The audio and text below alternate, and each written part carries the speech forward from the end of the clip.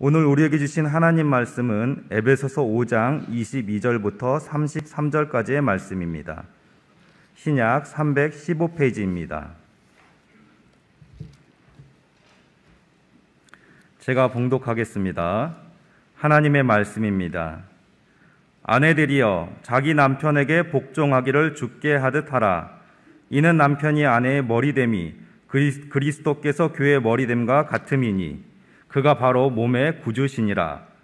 그러므로 교회가 그리스도에게 하듯 아내들도 범사에 자기 남편에게 복종할지니라.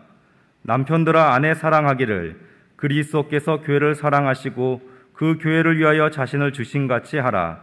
이는 곧 물로 씻어 말씀으로 깨끗하게 하사 거룩하게 하시고 자기 앞에 영광스러운 교회로 세우사 티나 주름 잡힌 것이나 이런 것들이 없이 거룩하고 흠이 없게 하려 하심이라. 이와 같이 남편들도 자기 아내 사랑하기를 자기 자신과 같이 할지니 자기 아내를 사랑하는 자는 자기를 사랑하는 것이라. 누구든지 언제나 자기 육체를 미워하지 않고 오직 양육하여 보호하기를 그리스도께서 교회에게 함과 같이 하나니 우리는 그 몸의 지체임이라. 그러므로 사람이 부모를 떠나 그의 아내와 합하여 그들이 한 육체가 될지니 이 비밀이 크도다. 나는 그리스도와 교회에 대하여 말하노라. 그러나 너희도 각각 자기의 아내 사랑하기를 자신같이 하고 아내도 자기 남편을 존경하라. 아멘. 우리 성도님들 한 주간 동안도 평안하게 잘 지내셨죠? 네.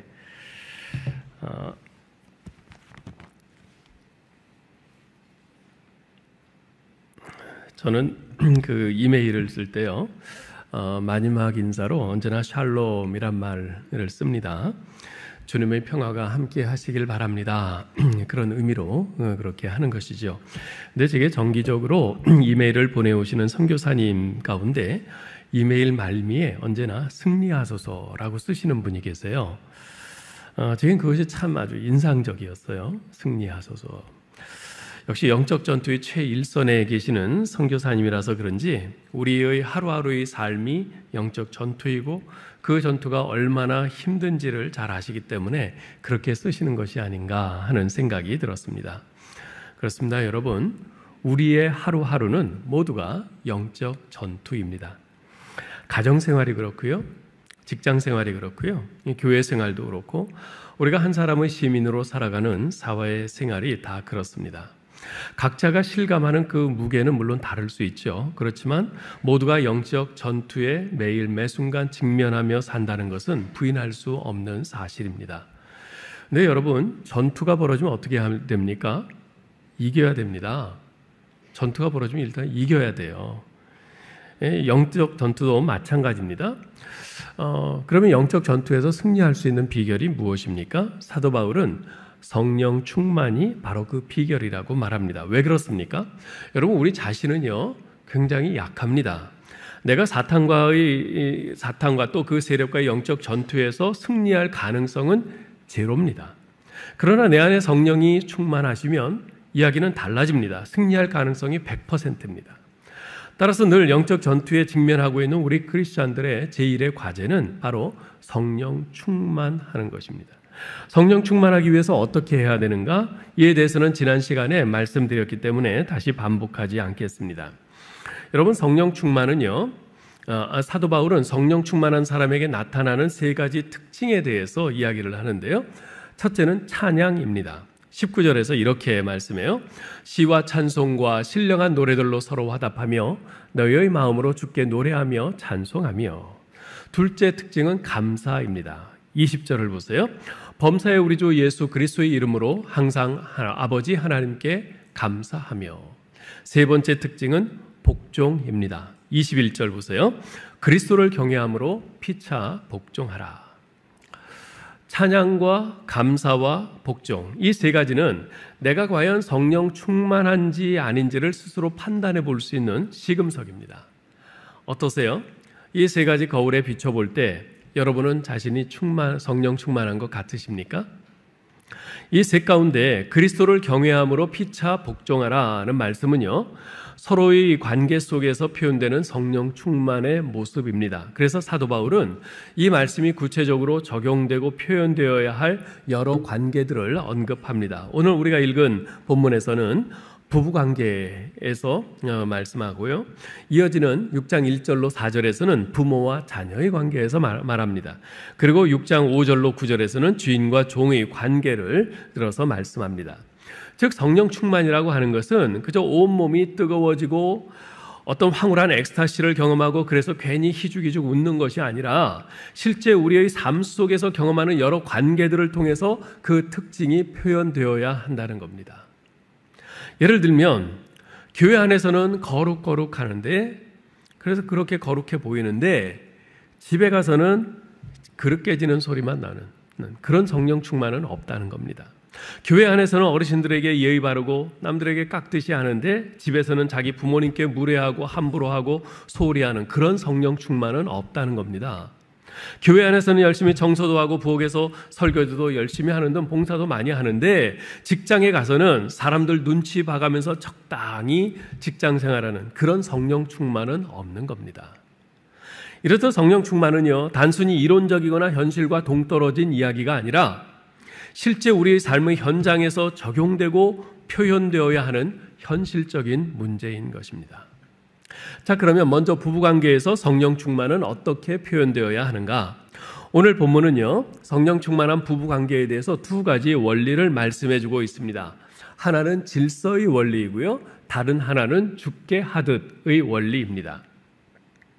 이 두 가지를 따로 구분하지 않고 함께 살펴보겠습니다. 여러분, 우리가 창세기 1장에 보면요, 하나님께서 태초에 천지를 창조하실 때 땅이 혼돈하고 공허하고 어두컴컴했습니다. 질서가 없었어요. 그것을 하나님께서 하나하나 분리하시며 질서를 잡아주셨죠. 사도 바울은 고린도 교회에서 은사를 남용함으로 빚어진 그 혼란의 문제를 다루면서 이렇게 말씀합니다. 하나님은 무질서의 하나님이 아니시오 오직 화평의 하나님이시니라.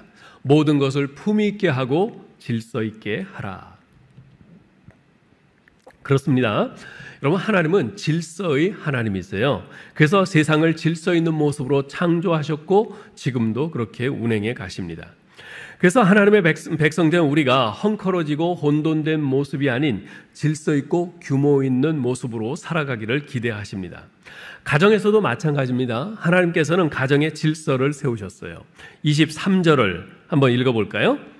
이는 남편이 아내의 머리됨이 그리스도께서 교회의 머리됨과 같음이니 그가 바로 몸의 구주시니라. 남편 되시는 여러분, 괜히 목에 힘이 좀 들어가지 않으세요? 자, 그동안의 모든 서름을 떨치고 이제 옆에 있는 아내에게 한 말씀 해보세요. 자, 성경 말씀 잘 봤지? 나 당신 머리야. 잘해. 한번 해보셔요. 그렇게 간 크신 남편분들이 안 계신 것 같은데, 여러분, 이 말씀은 그러라는 것이 아닙니다. 이 말씀의 의미는 그런 것이 아니에요. 이 말씀은 단지 하나님께서 세우신 가정의 질서상 남편이 아내보다 위에 있다는 그 사실을 밝혀주는 것일 뿐입니다. 여러분, 창조의 원리에 근거할 때 아내는 남편에게서 나왔습니다. 아담이 먼저 창조되었고요, 하와는 아담의 갈비뼈로 만들어지지 않았습니까? 하나님께서는 하와를 만드신 후 아담의 돕는 배필로 주셨어요. 따라서 가정에서 질서상 권위는 남편에게 있는 겁니다. 그러나 이 위계 질서를 내세우면서 남편들이 가부장적인 그런 권위를 주장하는 것은 옳지 않습니다. 그것은 말씀을 왜곡하는 것이에요. 하나님께서 남편을 아내의 머리로 세워주신 것은 연약한 아내를 책임적인 사랑으로 섬기고 돌보라고 주신 것이지 결코 남편이라는 그 특권적 신분의 우월성을 주장하라고 하신 것이 아닙니다. 그것은 오늘 본문에서 아내에게 주신 명령은 3절에 불과한 반면 남편에게 주시는 명령은 그 2배인 6절이나 되는 것을 통해서도 분명히 알 수 있습니다. 그렇다고 해서 이번에는 아내분들이 남편들에게 잘 들었죠? 남편의 책임이 2배래요. 오늘부터 설거지와 집안 청소는 당신 담당이에요. 이러는 것도 옳지 않습니다. 여러분, 가정에는 하나님께서 세우신 그 질서가 있는 겁니다. 자, 그런데 질서에는요, 반드시 그에 상응하는 모습이 따라옵니다. 33절을 읽어보죠. 그러나 너희도 각각 자기의 아내 사랑하기를 자신같이 하고 아내도 자기 남편을 존경하라. 아내에게는 뭘 요구하세요? 남편을 존경하는 모습을 요구하세요. 남편에겐 뭘 요구하십니까? 아내의 사랑하는 모습을 요구하십니다. 여러분 이것을 잘 기억하시기 바랍니다. 아내는요, 남편의 사랑을 먹고 삽니다. 좀 가난해도 남편의 사랑만 있으면 얼마든지 견뎌나갈 수 있어요. 그렇지만 아무리 가진 것이 많아도 남편의 사랑이 없으면 여자는 절대 행복하지 않습니다. 우리 아내분들, 제 말이 맞죠? 이왕이면 좀 돈도 더 많으면 좋지 않겠어요? 뭐 이러시는 것 같아요. 한편 남편은 아내의 존경을 받을 때 어깨를 펴고 당당히 세상을 향해 나아갈 수 있습니다.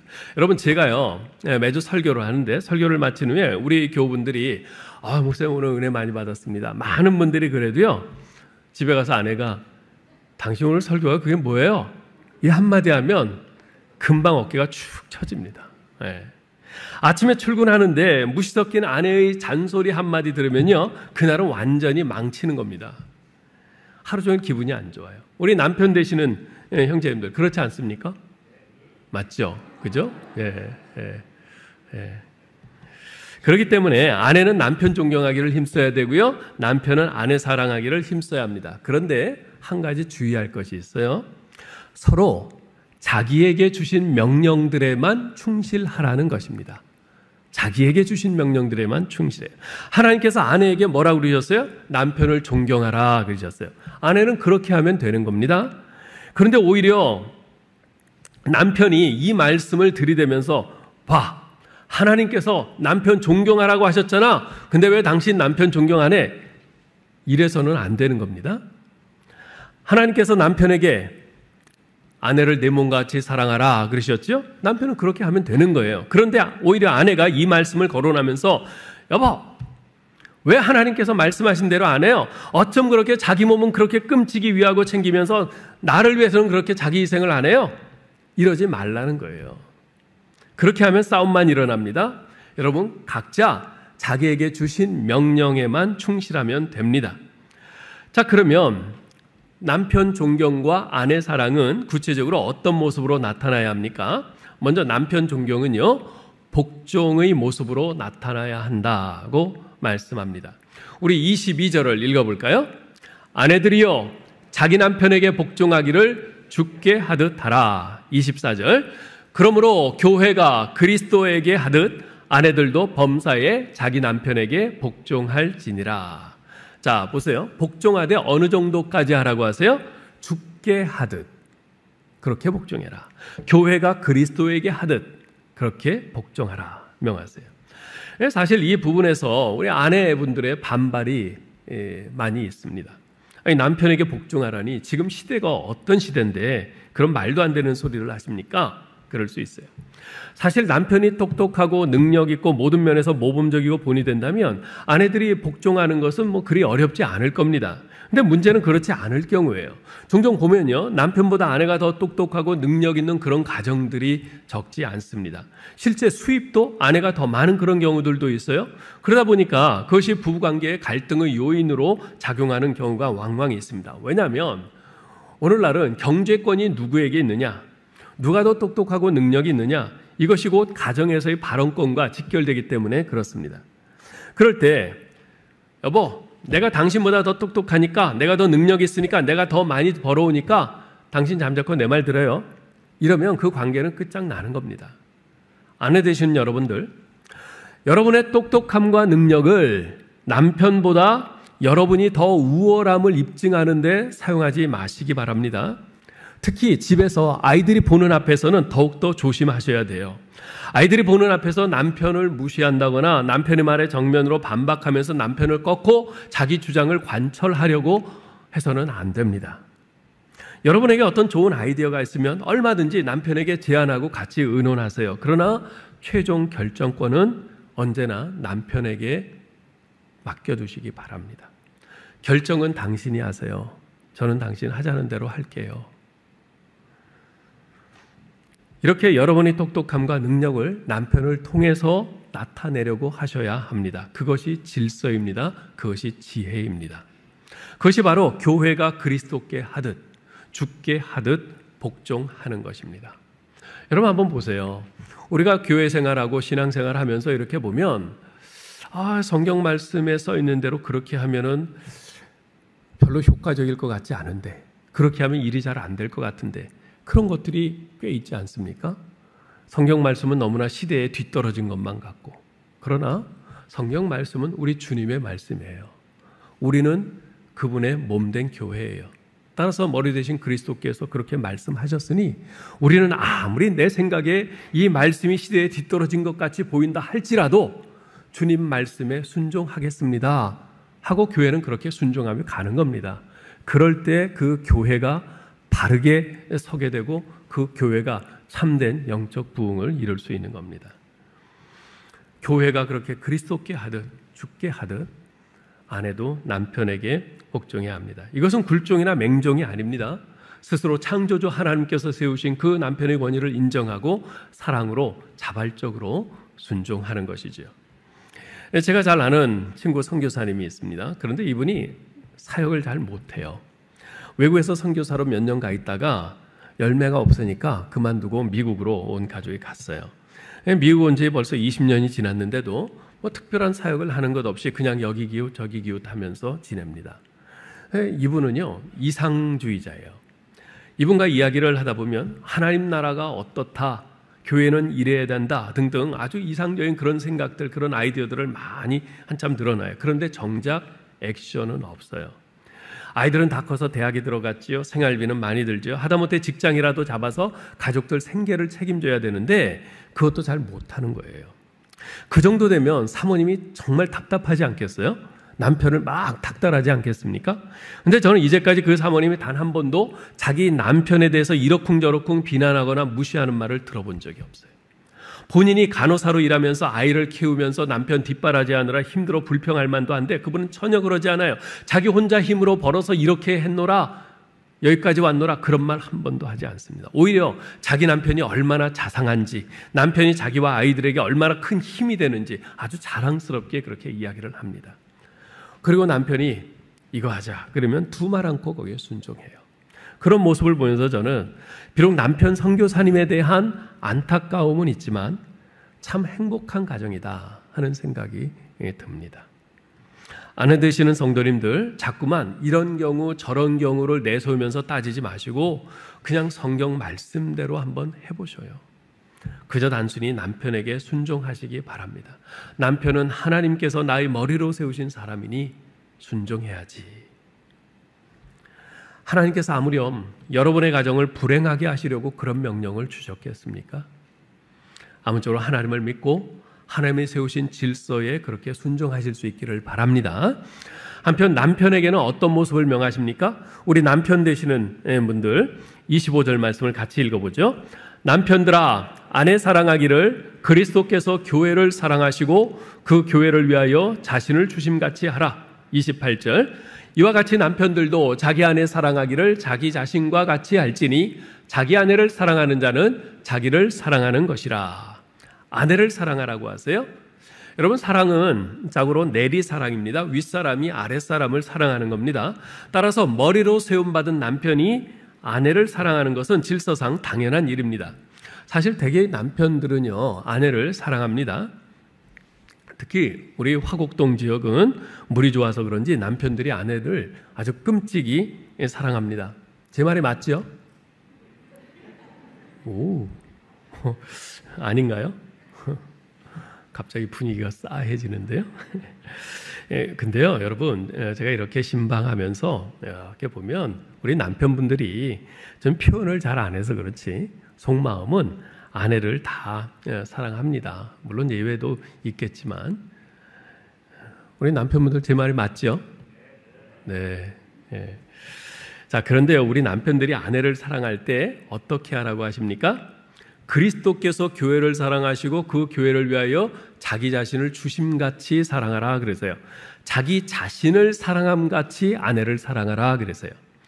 그리스도의 교회 사랑과 우리의 자기 사랑, 이 둘의 공통점이 뭘까요? 그것은 바로 희생입니다. 자기 희생입니다. 예수 그리스도께서는 교회를 사랑하시되 교회를 위해 자기 생명을 내어주시기까지 희생하며 사랑하셨습니다. 우리는 어떻습니까? 내 자신을 위해서라면 아무것도 아끼지 않잖아요. 내 자신을 위해서라면 아끼지 않고 희생합니다. 이 사랑으로 아내를 사랑하라고 하세요. 자기 희생의 사랑으로.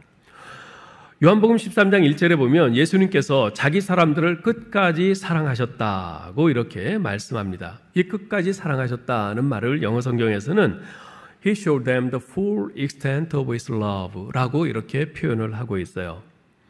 주님께서는 그의 사랑에 아주 충만한 정도, 그 완전히 충만한 정도를 보여주셨다 이 말이죠. 자, 그러면 그 사랑의 아주 충만한 정도가 뭡니까?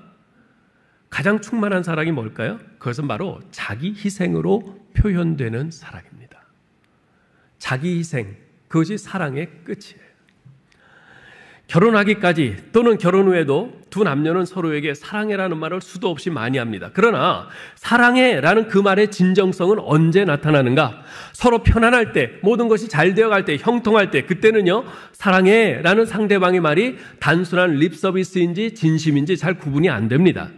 그러나 힘들 때, 어려울 때, 역경이 닥쳐왔을 때, 고난이 닥쳐왔을 때 그때 비로소 알 수 있어요. 예수님께서는 자기를 십자가에 못 박고 침뱉고 모욕하며 자기를 죽이려는 자들을 위해서 기꺼이 자기 생명을 내어주셨습니다. 우리 주님께서는 우리를 향해서 사랑하신다 말씀하시는데 우리 죄인들을 사랑하신다는 당신의 말을 십자가에서 자기 생명 내어주시는 자기 희생으로 입증하셨습니다. 지난 2001년 1월 26일 일본 도쿄의 시노쿠보 전철역 2번 승강장에서 사카모토 세이코라는 술에 만취한 남성이 몸을 가누지 못하고 비틀비틀대다가 선로로 떨어졌어요. 그 광경을 본 26세 된 우리 한국인 유학생 이수연 군이 지체 없이 선로로 뛰어내려서 떨어진 사람을 끌어올리려고 했습니다. 근데 그때 이미 열차는 역내로 진입하고 있었습니다. 힘에 부친 이수연 군은 결국 열차에 치여 숨지고 말았죠. 어쩌면 그는 역내로 들어오는 그 열차를 보면서 선로로 뛰어내리면 살아나지 못할지도 모른다는 것을 예감했을지도 모르겠어요. 그러나 위험에 빠진 사람을 못 본 채 할 수 없다는 그 사명감에 기꺼이 자신의 생명을 희생하며 선로로 뛰어내렸죠. 그러한 이수영 군을 당시 일본 사람들은요 의인이요 영웅이라고 부르기를 주저하지 않았습니다. 남편 여러분, 여러분은 자기 희생의 사랑을 통해서 아내의 영웅이 되어야 합니다. 대체로 우리 한국 남성들은요 밖에서 다른 사람들에게는 잘해요. 그리고 호기를 부립니다. 그래서 막 오늘 식사 내가 쏠게 뭐 그러면서 막 그러기도 하고요. 밖에서 한번 그렇게 막 기분이 올랐다 그러면 그냥 카드 박박 긁으면서 뭐 아끼지 않아요. 그런데 집에서 아내한테는 잘 못해요. 그렇게 밖에서는 다른 사람들한테 뭐 인정받고 저 사람 상남자야 뭐 그렇게 인정을 받는데 집에서 아내한테 영웅 취급받는, 영웅으로 인정받는 그런 남편은 거의 찾아볼 수가 없습니다. 여러분, 밖에서도 물론 잘해야겠지만 그보다 먼저 평생 함께 살, 그리고 여러분을 위해서 평생 희생하고 수고하고 헌신하는 아내들을 위해서 자기 희생의 사랑을 통해 아내의 영웅이 되어야 합니다. 여러분의 그런 모습을 보면서 아내들은 더욱 즐거이 남편 여러분에게 복종하게 될 겁니다. 남편과 아내의 그런 모습이 바로 성령 충만한 부부의 모습이요, 그것이 바로 행복한 가정생활의 비밀인 것이죠. 자, 그런데 사도 바울은요 이러한 성령 충만한 부부의 모습을 통해서 보다 깊은 진리로 우리의 눈을 향하게 합니다. 32절입니다. 우리 같이 한번 읽어볼까요? 이 비밀이 크도다. 나는 그리스도와 교회에 대하여 말하노라. 여기서 비밀은요 행복한 결혼 생활의 비밀을 의미하지 않습니다. 여기 이 비밀이 크도다 이 말만 보면 앞에서 아내는 남편에게 복종하고 남편은 아내를 자기 몸같이 사랑하고 이렇게 하면 행복한 가정생활을 할 수 있다. 그것이 행복한 가정생활의 비밀이다. 뭐 이렇게 생각될 수 있는데, 근데 이 비밀이 크도다라고 말하면서 그 뒤에 뭐라 그래요? 나는 그리스도와 교회에 대하여 말하노라 이렇게 말씀하고 있어요. 즉 지금 사도 바울은 사도 바울이 말하는 이 비밀이라는 것은 행복한 결혼 생활을 어떻게 잘할 수 있느냐, 그 비결, 그 비밀이 아니라는 겁니다. 여기서 말하는 비밀은요, 앞서 1장과 2장에서 언급한 복음의 신비를 의미합니다. 즉 우리가 그리스도 안에서 그의 은혜의 풍성함을 따라 그의 피로 말미암아 속량 곧 죄사함을 받고 하늘에 있는 것이나 땅에 있는 것이 다 그리스도 안에서 통일되는 것, 그것이 바로 복음의 신비요. 또한 전에 멀리 있던 우리가 그리스도 예수 안에서 그리스도의 피로 가까워져서 그로 말미암아 우리들이 한 성령 안에서 아버지께 나아감을 얻어 결국 성령 안에서 하나님이 거하실 처소가 되기 위하여 그리스도 예수 안에서 함께 지어져 가게 되는 것, 이것이 바로 복음의 신비라는 것입니다. 즉 유대인이든 이방인이든 남자든 여자든 종이든 자유자이든 이제 그리스도의 십자가를 통해서 하나님과 화목하게 되었을 뿐만 아니라 서로 다른 이들이 이제 그리스도 안에서 함께 그리스도의 몸을 이루게 된 것이 모든 것을 그리스도 안에서 통일되게 하시려는 하나님의 계획인데, 그리스도인의 결혼은 이러한 하나님의 계획을 강력히 드러내는 수단이라는 것입니다. 여러분 한번 생각해 보세요. 비록 부부라고는 하지만, 그래서 평소에는 뭐 간이라도 빼줄 듯 하지만 어때요? 그 애기 나서 애기가 막 밤에 깨서 울어요. 그러면 여보 하나 좀 돌려줘. 그래서 나 내일 아침 일찍 출근해야 돼. 당신이 좀 애 좀 봐. 그러죠. 그러면 아내는 나도 하루 종일 애 보느라고 힘들어. 당신이 좀 봐. 결국에는요, 우리 사람은요, 힘든 상황에 몰리면 그때는 정말 이기적이 되는 거예요. 자기 편함과 자기 만족을 추구하는 이기적인 존재가 바로 우리입니다. 그런데 그러한 이기적인 존재인 우리를 서로를 위해서 내 자신을 희생하는 그런 존재로 변화시키는 것, 이것이 바로 복음의 능력입니다. 아내를 변화시켜서 순종하는 마음으로 남편을 돕게 만들고요, 또한 남편을 변화시켜서 자신을 내어주며 아내를 사랑하게 만드는, 이것이 바로 복음의 능력이죠. 비록 우리는 부족하고 불완전한 사람들이고 또 각각 죄악을 품고 있잖아요. 또한 서로 다른 점들이 많은 사람들 아닙니까? 따라서 우리의 결혼 생활은요, 서로에게 상처와 아픔과 절망을 끊임없이 안겨줍니다. 그렇지만 그리스도의 복음이 가져다주는 그 용서가 위태위태한 우리의 결혼 생활을 지탱시켜주고 우리를 점점 더 변화시켜 가게 만드는 것입니다. 따라서 이러한 결혼은요, 만물을 그리스도 안에서 통일되게 하시려는 하나님의 계획이 복음을 통해 어떻게 펼쳐지는지를 보여주는 강력한 수단이 되는 것이지요. 더 나아가 이러한 성령 충만한 부부의 모습은요, 이 땅에서 맺는 그 결혼을 넘어 그리스도와 교회가 장차 천상에서 맺게 될 그 영원한 결혼을 바라보면서 기대하게 합니다. 비록 이 땅에서 이루어지는 결혼이 때로는 장차 천상에서 이루어질 그리스도와 신부인 교회의 결혼을 아름답게 반영하는 그런 모습일 때도 있어요. 반면에 때로는 심하게 왜곡된 그런 모습일 수도 있습니다. 그렇지만 그 모든 결혼은요, 궁극적으로 맺어질 단 하나의 결혼, 곧 그리스도와 교회의 결혼을 바라보며 기대하는 목적을 갖게 하는 것이지요. 이런 차원에서 성경은 자기 아들을 위해서 신부를 준비시키는 하나님의 이야기라고 할 수 있습니다. 즉 우리같이 비참한 죄인을 선택해서 그 놀라운 은혜로 거듭나게 하셔서 그리스도의 아름다운 신부로 세워가는 이야기인 것이죠. 그래서 마침내 우리가 그리스도와 행복한 그 영원한 결혼에 이르게 되는 것, 그것이 바로 역사의 종점인 것입니다. 이제 말씀을 맺겠습니다. 지난 2005년 5월 31일 세계 기네스북 협회는요, 1925년 6월 1일 결혼한 영국의 퍼스 에로스미스와 플로렌스 부부가 결혼 기간 부분에서 80년이란 기간으로 세계 신기록을 세웠다고 발표를 했습니다. 80년 동안 결혼 생활을 해온 거예요.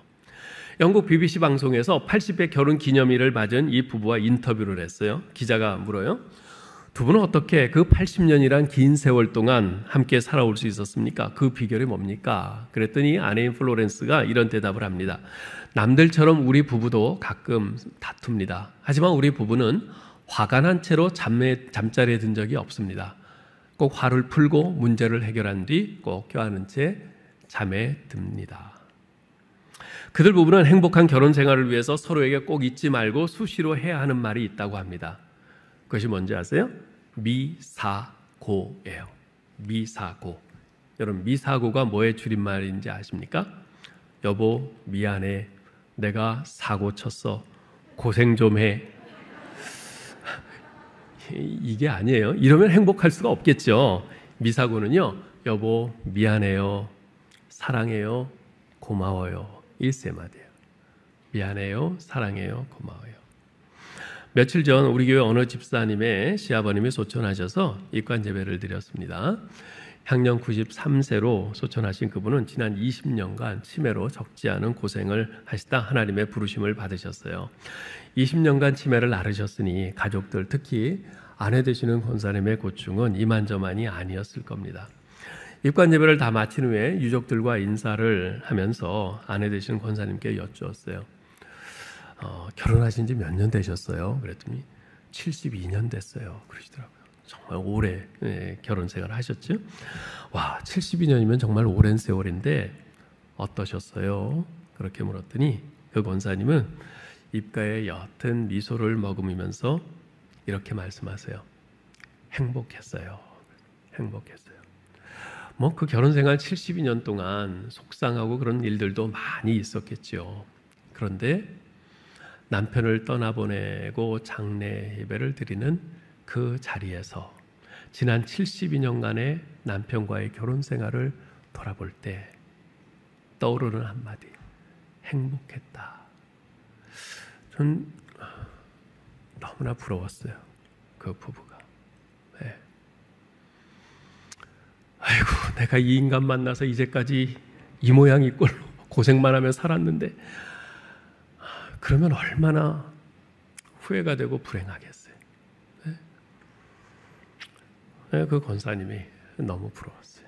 우리 사랑하는 여러분, 우리가 이 땅에서 함께 살 날들은 생각보다 그리 많이 남아있지 않습니다. 이 길지 않은 인생을 살아가는 동안 하나님께서 귀한 인연으로 맺어주셔서 우리는 남편으로, 아내로 살고 있는 거죠. 아직 결혼 안 한 분들도 조만간 그렇게 되겠죠.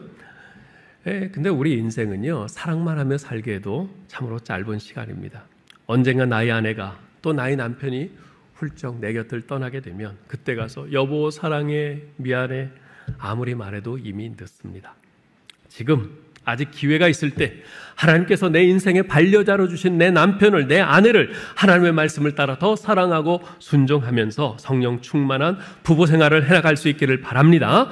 그래서 여러분의 결혼 생활 자체가 이 세상 사람들에게 복음의 능력을 보여주고 장차 천국에서 이루어질 그리스도와의 영광스러운 혼인잔치를 더욱 풍성히 기대하는 그런 복된 결혼 생활 될 수 있기를 주님의 이름으로 축원합니다.